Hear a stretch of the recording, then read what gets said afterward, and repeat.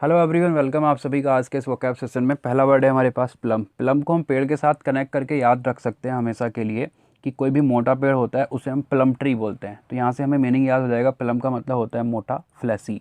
Next word हमारे पास है quail.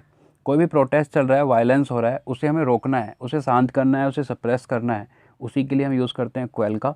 और क्वेल एक वर्ब है। नेक्स्ट वर्ड है हमारे पास एक इजी सा रेंडर। इसका मतलब होता है कारण होना, कोज होना। कोई भी चीज़ किसी पर्सन का या किसी चीज़ का कारण बनती है, उसी के लिए हम रेंडर का यूज़ कर लेते हैं। नेक्स्ट वर्ड है हमारे पास स्ट्रक्चर। हाई फ्रीक्वेंसी वर्ड है और ऐसे वर्ड खासकर जो बैंकिंग एक्सपीरियंस है ना, उनके लिए रीजनिंग के हिसाब से भी इंपॉर्टेंट होते हैं। कैसे? रीजनिंग में आपको एक क्वेश्चन पूछा जाता है, कुछ लेटर देने के बाद बताइए इन लेटर से कौन सा वर्ड बन सकता है, और उस वर्ड का फिफ्थ लेटर बताइए, फोर्थ लेटर बताइए, या फिर इन सारे लेटर से कितने वर्ड बन सकते हैं। आपसे क्वेश्चन पूछा जाता है। मान लो ये सारे लेटर आपके सामने आ जाते हैं इधर उधर करके, और आप जब बनाना शुरू करोगे तो आपके माइंड में एकदम से ना यही वर्ड आने वाला है, स्ट्रक्चर। आप आई से वर्ड बनाओगे, स्ट्रक्चर कहोगे, यार आई से तो वर्ड बनता ही नहीं है, स्ट्रक्चर यू से बनता है। आप यहाँ फंस जाओगे। तो याद रखना, स्ट्रक्चर भी अपनी जगह वर्ड होता है जिसका मीनिंग आप सभी को पता है। एक वर्ड स्ट्रक्चर भी होता है जिसका मीनिंग होता है कड़ी आलोचना, सेवर क्रिटिसिज्म। तो याद रखेंगे आप। अगर आपको ये वर्ड नहीं पता होगा तो आप फंस जाएंगे। अभी आपको पता है कि स्ट्रक्चर भी होता है और स्ट्रक्चर भी होता है। आपने हमारे डिफेंस मिनिस्टर साहब राजनाथ सिंह को सुना ही होगा न्यूज़पेपर में या कभी न्यूज़ में, टीवी में। तो वो हमेशा कड़ी आलोचना करते रहते हैं। तो वो हमेशा क्या करते हैं? वो स्ट्रक्चर करते हैं। नेक्स्ट वर्ड हमारे पास है अनरेस्ट। अनरेस्ट का मतलब होता है डिस्टर्बेंस। अक्सर ये न्यूज़पेपर में आता रहता है, अव्यवस्था हम जिसे हिंदी में बोलते हैं। नेक्स्ट वर्ड हमारे पास है शॉर्ट श्रिफ्ट। अनदेखी करना। अनदेखी कैसे करना? जैसे मान लो आप कहीं रास्ते में जा रहे थे और आपका कोई क्लासमेट आपको मिलता है, आपने उसे निगलेक्ट कर दिया, अनदेखा कर दिया, इग्नोर कर दिया, शॉर्ट श्रिफ्ट कर दिया आपने। आप रिवीजन कर रहे थे, रिवीजन करते करते कुछ ऐसे वर्ड आए जो आपको एकदम से याद थे, आपको पता है इस पेज पे तो वो सब लिखा है जो मैंने पढ़ा हुआ है।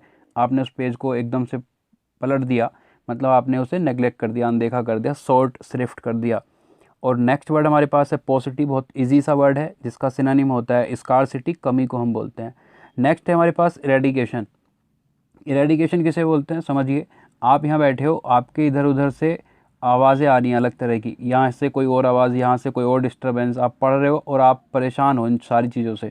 तो ये सारी चीज़ें आपके लिए नेगेटिव हुई। इन सारी नेगेटिव चीज़ को अपने आसपास से हटा देना is called eradicate. Some complete removal of something negative. कोई भी ऐसी चीज़ जो नेगेटिव है, जो डिस्टर्बेंस पैदा कर रही है हम सब के लिए, उन सबको हटा देना, ख़त्म कर देना पूरी तरह से। उसके लिए हम यूज़ करते हैं वर्ब का, एरेडिकेट का, और उसी का नाउन तैयार होता है एरेडिकेशन। नेक्स्ट वर्ड हमारे पास है रिक्विसाइट। आप सभी लोग जॉब की तैयारी कर रहे हो, आपके लिए इंग्लिश बहुत ज़रूरी है, मैथ्स बहुत ज़रूरी है, सारे सब्जेक्ट ज़रूरी है, मतलब पढ़ाई ही ज़रूरी है। वो सब रिक्विसाइट है। पढ़ाई आपके लिए रिक्विसाइट है, नेसेसरी है, ज़रूरी है। आगे लिखा है कैपिटेशन फ़ी। न्यूज़पेपर में बहुत बार आपने देखा होगा, अगर आप पढ़ते हैं, रीडिंग करते हैं, तो डोनेशन को हम बोलते हैं, एक ऐसी राशि जो डोनेट की जाती है, उस राशि को हम बोलते हैं कैपिटेशन फ़ी। नेक्स्ट फ्रेज़ है हमारे पास वेल ऑफ, जिसे हम बोलते हैं प्रोस्पेरस। समृद्ध परिवार आपने सुना होगा, उसका मीनिंग भी आपको पता होगा।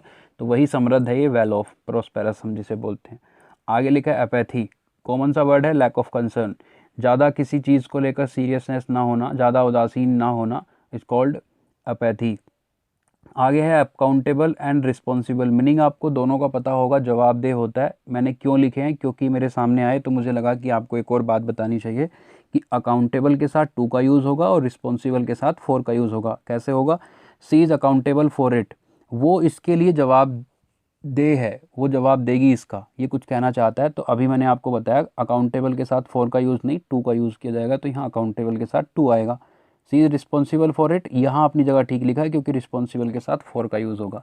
दोनों सेंटेंस का मीनिंग यही है कि सी इज़ रिस्पॉन्सिबल फॉर इट, कि वो इसके लिए जवाबदेह है। ठीक है, तो अकाउंटेबल के साथ टू एंड रिस्पॉन्सिबल के साथ फोर याद रखेंगे। नेक्स्ट वर्ड है हमारे पास अलार्मिंगली। इसे हम बोलते हैं जो खतरनाक तरीके से होता है, मतलब किसी पर्सन का मर्डर हुआ और जिन्होंने किया बहुत खतरनाक तरीके से किया, तो उन्होंने अलार्मिंगली किया, डेंजरसली किया, खतरनाक तरीके से। नेक्स्ट हमारे पास बी लिटल। बी लिटल का मतलब क्या होता है? किसी की इंसल्ट करना, अपमानित करना, किसी को ह्यूमिलेट करना, किसी को बोलते हैं हम बी लिटल। एक वर्ब है और बी लिटल। नेक्स्ट हमारे पास है ब्रेविटी। बड़ा अच्छा वर्ड है ये ब्रेविटी, नया भी हो सकता है आप सभी के लिए। ब्रेविटी हम बोलते हैं, जैसे मान लो मैंने आपसे कोई क्वेश्चन किया और आपने उसका ब्रीफली एक बेहतरीन आंसर दिया, एग्जैक्टनेस, कि हाँ ये रहा इसका आंसर और मुझे बहुत पसंद आया, तो उसी को हम बोलते हैं ब्रेविटी। ब्रीफनेस एंड एग्जैक्टनेस जब होती है, कहीं संक्षिप्तता एंड सटीकता, जिसे हिंदी में बोलते हैं, जो हिंदी वाले स्टूडेंट हैं वो इसे समझेंगे। ब्रीफनेस एंड एग्जैक्टनेस का मतलब क्या हुआ कि जहाँ डिटेल में दिया गया कोई भी आंसर और सटीकता से दिया गया, मतलब उसमें इधर उधर की बातें भी नहीं थी और जो वो मांग रहा था वो सब कुछ था, उसी को हम बोलते हैं ब्रेविटी। नेक्स्ट हमारे पास है कन्फर्म। याद रखेंगे एक और वर्ड होता है इसके जैसा, कन्फर्म, उसमें आई होता है, कन्फर्म करना, सुनिश्चित करना हिंदी में जिसे हम बोलते हैं, ये है कन्फर्म, इसमें ओ है। अगेन रीजनिंग वाले स्टूडेंट ध्यान रखेंगे, वहाँ आपसे ऐसा भी कोई हो सकता है, आप कहोगे यहाँ तो आई से बनता है यार, ओ से कन्फर्म थोड़ी ना होता है, आई से होता है, नहीं दोनों होते हैं, वो कन्फर्म होता है, ये कन्फर्म होता है, ठीक है। और उसके इसका मीनिंग होता है टू ओबे, आज्ञा का पालन करना, टू कॉम्प्लाई, और कन्फर्म के साथ टू का यूज़ होता है। कैसे होता है, देखो एक सेंटेंस है हमारे पास, she tried her hardest to confirm. अब ये कन्फर्म वर्ब है, वर्ब की फर्स्ट फॉर्म है, तो टू के साथ इन्फिनेटिव बना, in the group of girls around her but never seem to succeed. तो कन्फर्म के साथ इनका यूज़ नहीं हो सकता है, अभी तो आपको समझाया। कन्फर्म का मतलब होता है आज्ञा का पालन करना, टू ओबे और कंप्लाई करना, और उसके साथ हम यूज़ करते हैं किसका, टू का। तो यहाँ इनकी जगह क्या आना चाहिए, टू आना चाहिए। तो इन छोटी छोटी बातों को लगातार आप सीखते रहोगे तो आपके पास अपने आप ही भंडार होने लगेगा इन सारी चीज़ों को, और आप आगे बढ़ते चले जाएंगे। नेक्स्ट वर्ड हमारे पास कॉर्टियसली, जिसका मीनिंग होता है पोलाइटली। पोलाइटली का मीनिंग आप हिंदी में भी जानते ही होंगे।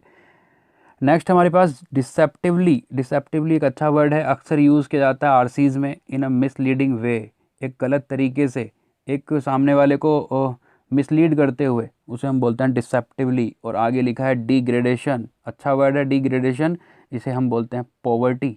पॉवर्टी कहाँ से बन के आया है, पुअर से, पुअर प्लस टी वाई जब हम लगाते हैं तो ये बनता है पॉवर्टी।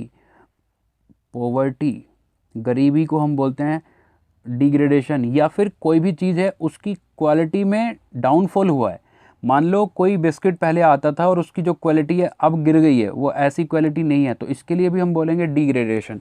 और ये जो पुअर में टी वाई लगा के हमने पॉवर्टी बनाया, इस प्रोसेस को हम क्या बोलते हैं, देखो समझो इस बात को भी, कि जब हम किसी वर्ड के पहले, किसी भी वर्ड के पहले कुछ लगाते हैं तो उसे बोलते हैं प्रेफिक्स। प्रेफिक्स, किसी वर्ड के एंड में कुछ लगाते हैं तो उसे बोलते हैं क्या, सफिक्स। और जब हम किसी वर्ड के में सफिक्स या प्रेफिक्स लगाकर उसके वर्ड के बीच में कहीं कुछ देखते हैं चेंजेस, इस प्रोसेस को हम बोलते हैं इनफिक्स। इनफिक्स, तो यहाँ हमने एक सफिक्स लगाया पुअर में, लेकिन बीच में कुछ हुआ, देखो यहाँ वी नहीं था पहले, बीच में एक चेंज हुआ, तो ये प्रोसेस क्या कहलाएगी, इनफिक्स। यहीं से निकल के आया ये पॉवर्टी। ठीक है, तो आज के ये 20 वर्ड्स थे, high frequency word, high frequency 20 words हमने पढ़े। और अब अगली वीडियो से कुछ चेंजेस होने वाले हैं वोकैब की क्लास में, उसके लिए मैं आपको इन्फॉर्म करूँगा।